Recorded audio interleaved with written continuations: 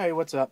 I want to do a follow-up review of this Strider SnG double gunner grip with the Digicam. I've had this particular knife about a year, maybe a couple more months than a year.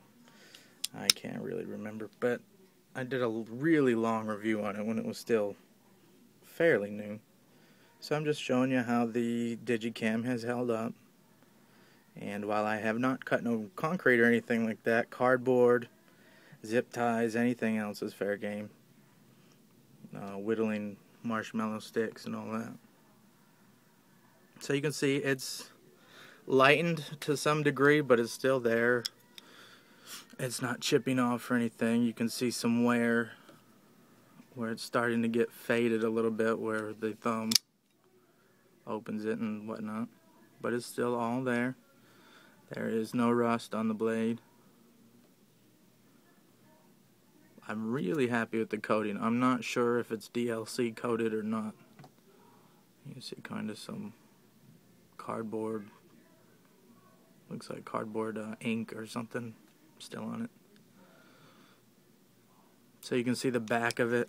I don't know if this camera is going to pick it up, but you can see right here on the jimping how there's some wear and around this corner.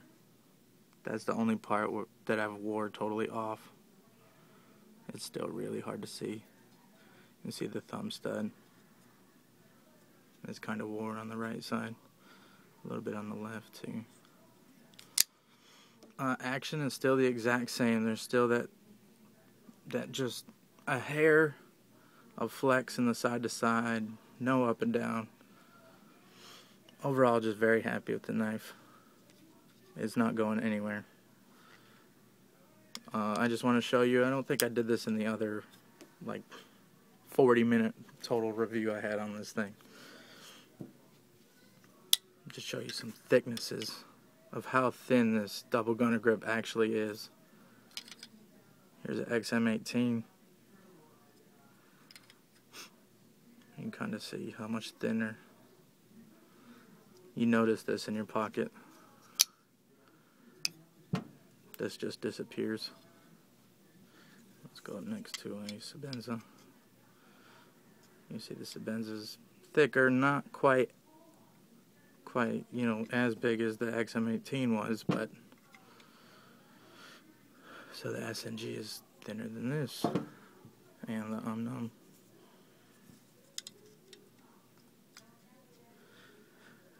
So hopefully this gives you an idea. If you've never handled one of these double gunner grip, the concealed carries are just as thin. So you can see they really do disappear in your pocket. That's like one of the great features of the SnG.